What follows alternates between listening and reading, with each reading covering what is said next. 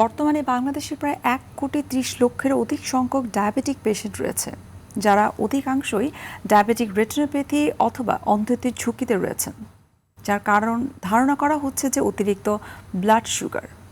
আজ আমরা এই বিষয়টি নিয়ে বিস্তারিত আলোচনা করার চেষ্টা করব। দর্শক, আপনাদের সবাইকে আমন্ত্রণ জানাচ্ছি আরটিভির স্বাস্থ্য বিষয়ক নিয়মিত আয়োজন মেডিক্যাফে পাওয়ার্ড বাই নেভিয়ান লাইফ সায়েন্সে। আমি নুসরাত দীপা আজ আপনাদের সঙ্গে রয়েছি। দর্শক, আমাদের আজকের আলোচ্য বিষয় হচ্ছে ডায়াবেটিক রেটিনোপ্যাথি এবং আমাদের কি করণীয়। আর এই গুরুত্বপূর্ণ বিষয়টি নিয়ে কথা বলার জন্য আজ আমাদের সঙ্গে স্টুডিওতে উপস্থিত রয়েছেন professor doctor Pankaj Kumar Roy, professor retired, department of vitreal retina, national institute of ophthalmology and hospital and senior consultant of department of vitreal retina, Deen Mohammad eye hospital and research centre. Sir, আপনাকে স্বাগত আমাদের আজকের অনুষ্ঠানে। Thank you so much. Sir, প্রথমে যেটি বলছিলাম যে বাংলাদেশে তো প্রায় 1,30,00,000 বা আমরা 40 লক্ষ বলতে পারি এই সংখ্যক কিন্তু ডায়াবেটিক পেশেন্ট রয়েছে, এবং ধারণা করা হচ্ছে যে অতিরিক্ত বা আনকন্ট্রোল ব্লাড সুগারের কারণে তারা অন্ধত্ব অথবা ডায়াবেটিক রেটিনোপ্যাথির ঝুঁকিতে কিন্তু তারা রয়েছে। আপনার কাছে স্যার কি মনে হয় যে এই যে সংখ্যাটার বৃদ্ধি পাচ্ছে, এর পেছনে আসলে মূল কারণটাকে আমরা কি মনে করতে পারি? ডায়াবেটিস এই অসুখটাকে বলে this is a king of disease. এটা অসুখের রাজা। এটা আমাদের দেশের খাদ্যাভ্যাসের পরিবর্তন, আমাদের স্বাস্থ্য সচেতনতার অভাবে আমাদের দেশের ডায়াবেটিস রোগী দিন দিন বৃদ্ধি পাচ্ছে।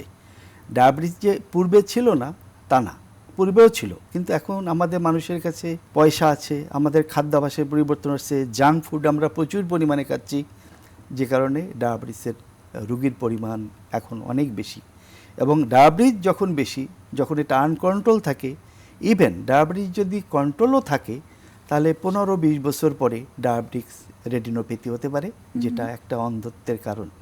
এবং ডায়াবেটিস রেটিনোপ্যাথির অন্ধত্ব এটা কখনো ভালো করা যায় না, মানুষ অন্ধ হয়েই যায়। একটু আপনার কাছে এটার যে সায়েন্টিফিক যে ডেফিনেশন, অর্থাৎ ডায়াবেটিক রেটিনোপ্যাথি বা এই যে অন্ধত্ব বলা হয়, সেটি আসলে কেন বলা হয়ে থাকে? ডায়াবেটিক রেটিনোপ্যাথি, আমাদের চোখের রেটিনা, এটা একটা অত্যন্ত সেন্সিটিভ পার্ট, যেটাকে আমরা আগের যে আমাদের ক্যামেরা ছিল, ডিজিটাল ক্যামেরার আগে আমাদের ক্যামেরার ফিল্ম ছিল, সেই ফিল্মের মতনই আমাদের চোখের পিছনে রেটিনাটা থাকে এবং এর অসংখ্য রক্তনালী আছে।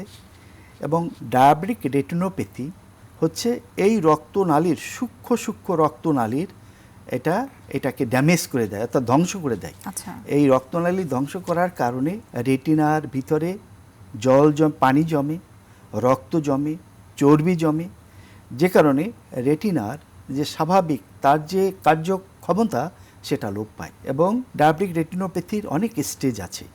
একটা আর্লি স্টেজ, আর সেটাকে বলে আমরা নন পলিফারেটিভ ডায়াবেটিক রেটিনোপ্যাথি, আর এটা আছে এন্ড স্টেজ, সেটাকে আমরা বলি পলিফারেটিভ ডায়াবেটিক রেটিনোপ্যাথি।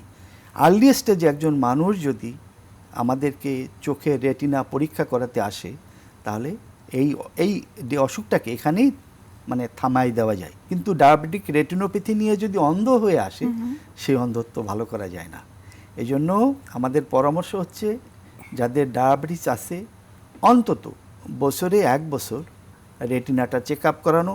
এবং আমি আমার যারা বন্ধুরা, যারা মেডিসিনের বন্ধুরা আছে অথবা যারা এন্ডোক্রাইনোলজিস্ট আছে, তাদেরকে আমার আকুল নিবেদন, অনুগ্রহ করে অন্তত আপনাদের রুগীদের মুখে বলবেন এবং কাগজে লিখে দেবেন যে প্রতি বছরে আপনার রেটিনাটা একজন রেটিনা বিশেষজ্ঞকে দিয়ে পরীক্ষা করাবেন। স্যার, এই যে আপনি বলছেন যে ডায়াবেটিক রেটিনোপ্যাথি বা অন্ধত্বটা একবার যদি হয়ে যায়, সেটিকে আসলে ভালো করা যায় না বা সেটি কিউরেবল না, কিন্তু এই অন্ধত্বের যাওয়ার আগে নিশ্চয়ই কোনো না কোনো লক্ষণ থাকে। সেই লক্ষণগুলো আসলে কি কি? সেই লক্ষণটা ইনিশিয়াল স্টেজে পেশেন্ট বলবে যে আমি চোখে দেখছি না, আমার চোখে দৃষ্টি কমে যাচ্ছে, আমি 6 মাস থেকে আমার চোখের সামনে কালো কালো স্পট ঘোরে। অথবা অনেক সময় পেশেন্ট বলে, স্যার কালকে রাত থেকে আমি আর হঠাৎ করে দেখতে পাচ্ছি না। আচ্ছা। অর্থাৎ চোখের ভিতরে রক্তক্ষরণ হলে হঠাৎ করে দৃষ্টিশক্তি কমে যায়। আর অনেক সময় রুগী বলে যে স্যার 6 মাস ধরে আমি চোখে ভালো দেখছি না, আমার চোখের দৃষ্টি ক্ষমতা কমে যাচ্ছে। এবং এটা রেটিনা পরীক্ষা না করে বোঝার কোনো উপায় নাই যে তার রেটিনার related diabetic retinopathy retina related বিষয় কি না, অথবা অন্য কোনো কারণ। এই জন্য রেটিনাটা পরীক্ষা করা অত্যন্ত জরুরি। আচ্ছা, আপনি খুব চমৎকার করে বললেন যে একজন ডায়াবেটিক পেশেন্ট যদি বছরে অন্তত 1 থেকে 2 বার চোখ পরীক্ষা করেন তাহলে সেটি কোনো না কোনোভাবে ডায়াগনোসিস করা যাবে। সাধারণত দেখা যায় ডায়াবেটিক পেশেন্ট যারা রয়েছে তারা ফাস্টিং ব্লাড সুগার অথবা হচ্ছে HbA1c যেটা 3 মাসের গড় ব্লাড সুগার টেস্ট করে থাকে। পাশাপাশি আপনি পরামর্শ দিলেন যে চোখ পরীক্ষা করার জন্য। এখন আপনার কাছে জানবো যে এই রেটিনোপ্যাথি হবার চান্সেসটা কাদের সব থেকে বেশি রয়েছে বা ঝুঁকিতে সব থেকে বেশি কারা রয়েছে? ডিউরেশন একটা বিরাট ফ্যাক্টর। ডায়াবেটিস যদি আপনার 15 বছর ধরে যদি কোনো পেশেন্টের ডায়াবেটিস থাকে, এটা ডিউরেশন একটা ফ্যাক্টর, ওল্ড এজ একটা ফ্যাক্টর, প্রেগন্যান্সি একটা ফ্যাক্টর, এবং ডায়াবেটিসের type, type 1 insulin dependent diabetes আর নন ইনসুলিন ডিপেন্ডেন্ট ডায়াবেটিস। কিন্তু এখন আর আপনাকে এভাবে ডায়াবেটিসকে এভাবে ভাগ করে না। একটা হচ্ছে আপনার ডিউরেশন, ওয়েল কন্ট্রোলড রিলেটেড আদার ডিজিজ, যেমন যেটা আমি আগে বলেছি আনকন্ট্রোলড ব্লাড প্রেশার অথবা কিডনির অসুখ, কিডনির সিকেডি বলে ক্রনিক কিডনি ডিজিজ, এবং ডিসলিপিডিমিয়া অর্থাৎ রক্তের কোলেস্টেরল অথবা এলডিএল এইচডিএল এগুলো যদি বেশি থাকে, এটা একটা রিস্ক ফ্যাক্টর হিসেবে ডায়াবেটিক রেটিনোপ্যাথির কাজ করে। আচ্ছা, কিন্তু স্যার আমরা তো অনেক ক্ষেত্রে দেখেছি অনেকের 20 বছর 30 বছর যাবত তারা ডায়াবেটিক পেশেন্ট, কিন্তু তাদের এই ধরনের রেটিনোপ্যাথি রিলেটেড কোনো ধরনের অসুবিধা হয়নি। আপনি খুব সুন্দর কথা বলেছেন। একটা জেনেটিক একটা ফ্যাক্টর আছে, এবং যেসব মানুষ আপনি দেখছেন 20 বছর 30 বছরের ডায়াবেটিক রেটিনোপ্যাথি হয় নাই, আপনি ইতিহাস হিস্ট্রি নিয়ে দেখতে পারবেন, ইতিহাস নিলে দেখতে পারবেন এ মানুষগুলো খুব সুন্দরভাবে স্বাস্থ্য সচেতন এবং তাদের জীবনযাপনে তারা ওয়েল ডিসিপ্লিন, তাদের নিয়মানুবর্তিতা তারা মেনে চলে, তারা অল্প খায়, তারা শারীরিকভাবে একটু পরিশ্রম করে। অর্থাৎ আপনি শুধু ওষুধের পরে নির্ভরশীল হলে হবে না, আপনাকে লাইফস্টাইল মডিফিকেশান করতে হবে। আপনার বেশি ওজন থাকলে ওজন কমাতে হবে। আপনি আপনার মেডিসিন অথবা হার্টের ডাক্তারের কাছে যে এগুলো পরীক্ষা করে অন্তত প্রতিদিনে 45 মিনিটস, না পারলে সপ্তাহে 30 মিনিট যদি আপনি হাঁটেন, সিম্পল হাঁটেন, এবং আপনি যদি আপনার ডায়েটটা একটু নিয়ন্ত্রণ করেন, আপনার যদি ওজনটা আপনি নিয়ন্ত্রণ করেন, প্রেশার নিয়ন্ত্রণ করেন, তাহলে আপনি খুব ফ্যান্টাস্টিক লাইফ লিড। বিভিন্ন জরিপ থেকে আমরা জেনেছি যে এখন কিন্তু আরেকটা ডি সংযোজন হয়েছে, সেটা হচ্ছে ডি ফর ড্রিম, অর্থাৎ ঘুমানোটা, প্রপার ঘুমানোটা অনেক বেশি গুরুত্বপূর্ণ। মানুষের জীবনে ঘুমটা অপরিহার্য। ঘুম এটা ডিভাইন, অর্থাৎ ঘুম কোনো মানুষকে দিতে পারে না, এটা সৃষ্টিকর্তার তরফ থেকে ঘুমটা আসে। ঘুম আমাদের ক্লান্তিটাকে দূর করে, সারাদিন আমাদের শরীরের যে আমাদের ক্রিয়া প্রক্রিয়া চলে, এর যে বিষ আমাদের শরীরে জমা হয়, স্পেশালি ব্রেনে, ঘুমটা সেটা থেকে আমাদের রিলিফ দেয়। আপনি স্যার বলছিলেন যে ডায়াবেটিক রেটিনোপ্যাথি হওয়ার আগে কিছু না কিছু সিমটম থাকে। যদি কারোর ক্ষেত্রে দেখা যায় যে হয়তো হালকা করে কিছু সিমটম আসা শুরু করেছে, তখন তিনি যদি ট্রিটমেন্ট করা শুরু করেন তাহলে কি সেটাকে কিউর করা যাবে? আপনি যেমনটা বলছিলেন যে একেবারেই কিউরেবল না সেটা। জি ম্যাডাম, অবশ্যই এটা থামানো যাবে, এটা প্রসেস। এটাকে বলে নন প্রলিফারেটিভ ডায়াবেটিক রেটিনোপ্যাথি। এটা হলে আমরা রেটিনাটা, আমরা চোখের মনি বড় করে আমরা রেটিনার ভিতরে দেখতে পারি ছোট ছোট মাইক্রোনিজম, অর্থাৎ রক্তের সূক্ষ্ম সূক্ষ্ম দাগ, এবং অনেক সময় আমরা চর্বি জমে থাকে, এইটাকে বলে হার্ড এক্সুডেন্ট, এবং অনেক সময় চোখে পানি জমে। এই পানি জমাটা আমরা খালি চোখে দেখতে পারি না, এই জন্য আমাদের কিছু পরীক্ষা করতে হয়, সেটাকে বলে অপটিক্যাল কোহারেন্স টোমোগ্রাফি। আমরা যদি রেটিনার একটা টোমোগ্রাফি করি সাসপেক্টেড কেজে, সেক্ষেত্রে আমরা সব কিছু দেখতে পাই, চোখের পানি, চর্বি এবং রক্ত জমা আছে কিনা। তার মানে এই সিমটমগুলো দেখা দেওয়া মাত্রই আমরা যদি ট্রিটমেন্ট শুরু করি তাহলে কিছুটা সেটা কিউর করা যাবে। স্যার এই বিষয়ে আরো আমরা বিস্তারিত আপনার কাছ থেকে জানার চেষ্টা করব। একটা বিরতির সময় হয়ে গেছে, আমরা বিরতি নিচ্ছি। ধন্যবাদ। দর্শক, আপনারা দেখছেন আরটিভির স্বাস্থ্য বিষয়ক নিয়মিত আয়োজন মেডিক্যাফে পাওয়ার্ড বাই নেভিয়ান লাইফ সায়েন্স অনুষ্ঠানটি নিয়ে নিচ্ছি আমরা ছোট্ট একটা বিরতি, আমাদের সঙ্গে থাকুন। দর্শক, ফিরে আসলাম বিরতি থেকে। আপনাদেরকে আবারও স্বাগতম জানাচ্ছি আরটিভি স্বাস্থ্য বিষয়ক রেগুলার আয়োজন মেডিক্যাফে পাওয়ার্ড বাই নেভিয়ান লাইফ সায়েন্স এই অনুষ্ঠানে। আজ আমরা কথা বলছি ডায়াবেটিক রেটিনোপ্যাথি নিয়ে।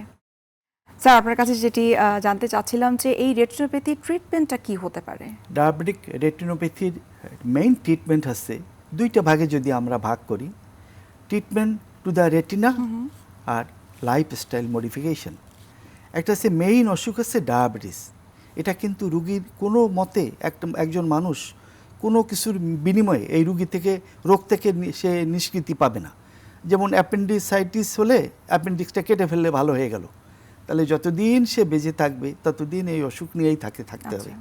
তাহলে ভালো একজন এন্ডোক্রাইনোলজিস্টের কাছে যেতে হবে, একজন ডায়েটিশিয়ানের কাছে যেতে হবে, একজন লাইফস্টাইল মডিফিকেশন করতে হবে, যে ফ্যাক্টরগুলো প্রতিদিন আধা ঘন্টা অথবা 45 মিনিটস হাঁটতে হবে, ওয়েট বেশি গেইন হলে ওয়েটটাকে রিডাকশান করতে হবে, প্রেশার থাকলে সেটাকে কার্ডিওলজিস্টের কাছ থেকে প্রেশার কন্ট্রোল করতে হবে, যদি তার ডিসলিপিডিমিয়া থাকে সেটাকে কন্ট্রোল করতে হবে।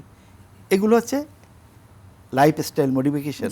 পেশেন্ট কী করবে? আর রেটিনার চিকিৎসা অনেক সময় যদি আর্লি স্টেজে আসে ডায়াবেটিক রেটিনোপ্যাথি, আমরা রুগীকে প্রতি 6 মাস পর পর ফলো আপ করতে বলি, ঠিক আছে?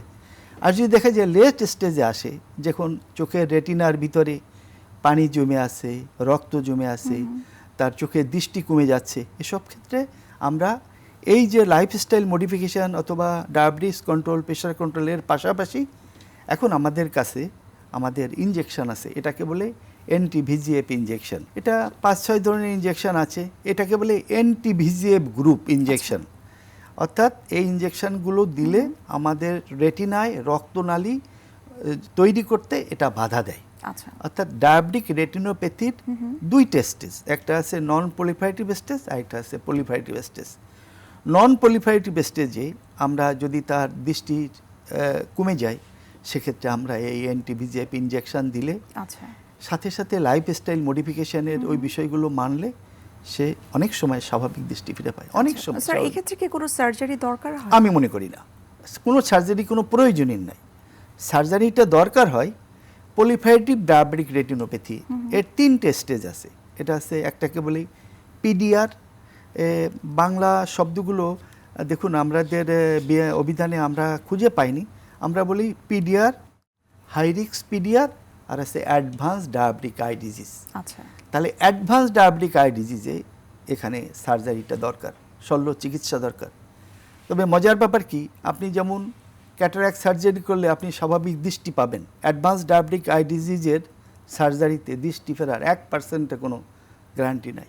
এক্ষেত্রে হয়তো রোগীরা জানতে চাইতে পারে যে তাহলে আমি সার্জারিটা কেন করব? এক্স্যাক্টলি, সেটা সার্জারিটা করতে হবে তার ফাংশনাল ভিশন, নেভিগেশন ভিশন। একজন মানুষ অন্ধ, কিছু দেখছে না, আমরা তখন পেশেন্টকে, এবং এটা এক্সপেন্সিভ, একটা সার্জারিতে হয় না, 3টে সার্জারি লাগে এবং ভেরি ভেরি এক্সপেন্সিভ। প্রাইভেটে আমাদের দেশের 20% মানুষ এটা অ্যাফোর্ড করতে পারে। এবং তারপরেও যদি আমরা একটা গ্যারান্টি দিতে পারতাম যে অপারেশনের পরে রুগী দেখবে, তাহলে আমরাও খুশি হতাম যে পেশেন্টটা টাকাটা স্পেন্ড করছে, একটা সাফল্য তার আছে। নো, এটা কোনো গ্যারান্টি দেওয়া যাবে না। কেন আমরা সার্জারিটা করি? পেশেন্ট যদি নেভিগেশন ভিশন, সে যদি বাথরুমে যেতে পারে, সে যদি তার প্রিয় মানুষকে চিনতে পারে, সে যদি খাবারের প্লেটে ভাত দিছে কাটা চিনতে পারে, সেটা হলে আমরা খুশি হই। অর্থাৎ ডায়াবেটিস জন্যই তো অন্ধত্ব 100% কিওর নেভার হ্যাপেন্স, কখনো এটা সম্ভব না, ঠিক আছে? কিন্তু আর্লি স্টেজে আসলে একজন মানুষ সারা জীবন সুন্দরভাবে সে দেখতে পারে এবং সে অন্ধ হয় না। আচ্ছা, অনেক ডায়াবেটিক পেশেন্টদেরই কিন্তু ধারণা যে আমি টাইপ 1 অর্থাৎ আমি ইনসুলিন ডিপেন্ডেন্ট ডায়াবেটিক পেশেন্ট, অথবা যাদের টাইপ 2 অর্থাৎ ড্রাগ অথবা ডায়েটের মাধ্যমে, এক্সারসাইজের মাধ্যমে তারা ব্লাড সুগারটাকে কন্ট্রোল করছেন। তাদের কিন্তু একটা বদ্ধমূল ধারণা থাকে যে শুধুমাত্র আমি ঔষধ খাওয়ার মাধ্যমে আমার সুগারকে কন্ট্রোল করতে পারবো, কিন্তু ঔষধ খেয়েই কি শুধুমাত্র সুগার কন্ট্রোল করা যায় বা ভালো থাকা যায়? অসম্ভব ব্যাপার। আপনি দেখুন, diabetes it is a multi system disease. এটা কিন্তু শুধু আপনার চোখকে এফেক্ট করছে না, যে কারণে যে মাইক্রো এনজিওপ্যাথি অর্থাৎ রক্তনালীর যে অসুখ, সেম অসুখ আপনার হার্টে হচ্ছে, হার্টে হলে হার্টে ব্লক হচ্ছে, ব্রেনে হলে মানুষ স্ট্রোক করছে, ঠিক আছে? অনেক সময় পায়ে হলে আঙ্গুল কেটে ফেলছে, অ্যাম্পুটেশন করা লাগছে। অনেক সময় পেরিফেরাল নিউরোপ্যাথি হয়, মানুষ হাঁটাচলা করতে পারে না। আপনার শুধু অসুখ দিয়ে এটা সম্ভব না, আপনাকে লাইফস্টাইল মডিফিকেশন করতে হবে। আমরা যেটা আসলে খেয়াল করেছি যে যাদের ইনসুলিন নিতে হয় তারা অধিকাংশ ক্ষেত্রে যেটা করেন, হয়তো বাড়িতে ভালো মন্দ করে রান্না বান্না হলো অথবা তারা কোনো দাওয়াত খেতে গেল, সে বুঝতে পারছেন তার খাওয়ার পরিমাণটা একটু বেশি হয়েছে, তিনি তখন বাসায় এসে বা তার পরের দিন ইনসুলিনটাকে একটু কম বেশি করে থাকেন। সো এটা আসলে কতটুকু জাস্টিফায়েবল বা সায়েন্টিফিক দিক থেকে এটা আসলে অ্যাকসেপ্টেবল কিনা? পেশেন্টরা অনেক সময় এটাকে জাস্টিফায়েবল মনে করে, কিন্তু আমরা সেটা করি না। কেননা পেশেন্ট তো জানে না যে আমি আজকে খুব বেশি খেয়েছি, এতে আমার ব্লাড সুগার কতটা উঠতে পারে। তাহলে উনি আন্দাজে 2 ইউনিট বাড়ায় নিল, কিন্তু দেখা গেল ওনার ব্লাড সুগার হচ্ছে 30, যেটা 2 ইউনিটে এটা সাপোর্ট করবে না। তাহলে এরকম যদি আপনি করতে চান, তাহলে আপনাকে প্রতিবারে খেয়ে 2 ঘন্টা পরে আপনার ব্লাড সুগার কেমন থাকে এরকম আপনার সারা মাসের রিপোর্ট আমার রাখতে হবে। সকালে কত থাকে খালি পেটে, খাবারের 2 ঘন্টা পরে কত থাকে, দুপুরে কত থাকে, খাবারের 2 ঘন্টা পরে কত থাকে, কোন কোন খাবার খেলে আপনার গ্লুকোজ জাম করে, অর্থাৎ গ্লাইসেমিক্স ইন্ডেক্স বলে একটা কথা আছে, যে কোন খাবার খেলে ভেরি র্যাপিডলি আমার সুগার উঠে যায়। আপনি কিন্তু স্যার খুব চমৎকারভাবে মেনশন করেছেন যে পুষ্টিবিদের পরামর্শ অনুযায়ী যদি একটা ডায়েট চার্ট তিনি মেনটেন করেন, এবং এই যে আপনি গ্লাইসেমিক ইন্ডেক্সের কথা বলেন, সেটা তো অনেক ডায়াবেটিক পেশেন্টরা হয়তো জানেন না। সো পুষ্টিবিদের কাছ থেকে কিন্তু এই ধরনের একটা চার্ট পাওয়া যায় যেখানে লেখা থাকে যে কোন খাবারে গ্লাইসেমিক ইন্ডেক্স বেশি, কোনটাতে কম রয়েছে। সঠিক কথা বলেছেন।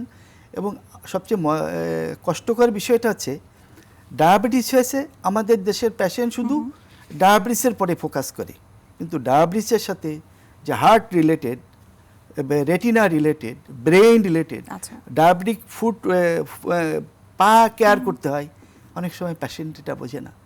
ডায়েটিশিয়ানের এটা একটা ভাইটাল রোল আছে, এবং ডায়েটিশিয়ান ওই কাছে গেলে তার যদি ওয়েট বেশি থাকে উনি তখন বলে দেন যে you have to reduce, 15 KG ওজন আপনাকে কমাতে হবে। এই 15 কেজি ওজন কমাতে হলে শুধু খাবারে হবে না, এর সাথে সাথে আপনাকে হাঁটতে হবে।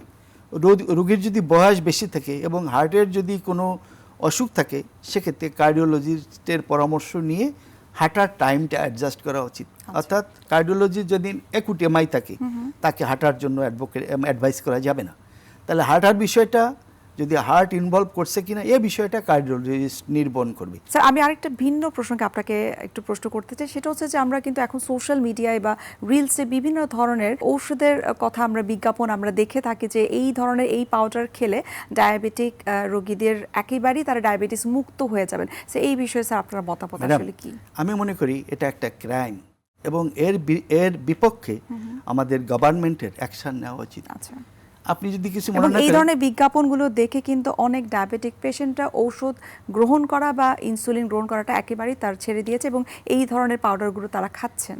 ম্যাডাম, আপনি যদি আমাকে একটু সময় দেন, আমার জীবন থেকে একটা সত্য ঘটনা বলছি। আমার খুব পরিচিত কাছের মানুষ, আমার এক ভাবি, ওনাকে আমি ক্যাটারাক্ট অপারেশন করে দিয়েছি, এক্সিলেন্ট। ওনার ডায়াবেটিস কন্ট্রোল করে আমি অপারেশন করে দিয়েছি। ওনার হাজব্যান্ডও আমার, সেও রেটিনোপ্যাথি আছে। 3 বছর পর সাডেনলি আমার সেই ভাবি তার ডায়ালাইসিস শুরু হলো, তার ক্রিয়েটিনের লেভেল 12 চলে গেল। আমি তখন ওনাকে জিজ্ঞাসা করলাম, ওনার হাজব্যান্ডকে, যে ভাই কি হয়েছে আমাকে একটু বলেন তো, আমি 3 বছর আগে ওনাকে দেখছি এভরিথিং নর্মাল, এই 3 বছরে আপনারা কি করছেন? তখন উনি মুখটা কালো করে আমাকে একটা ওষুধের নাম বলল, যে দাদা এই ওষুধটা আমি দোকান থেকে কিনে এনে আমি এই 3 বছর সেবন করছি, তাতে আমার সুগারটা বাড়ে নাই। এবং সে খুশি ছিল, কিন্তু সুগার বাড়ে নাই ঠিকই, কিন্তু আমার ভাবি তার কিডনিটা ড্যামেজ করছে। এখন প্রতি সপ্তাহে 3 দিন তার ডায়ালাইসিস লাগে, এবং আমি মনে করি গভর্নমেন্টের এই দিকে কেয়ার দেওয়া উচিত।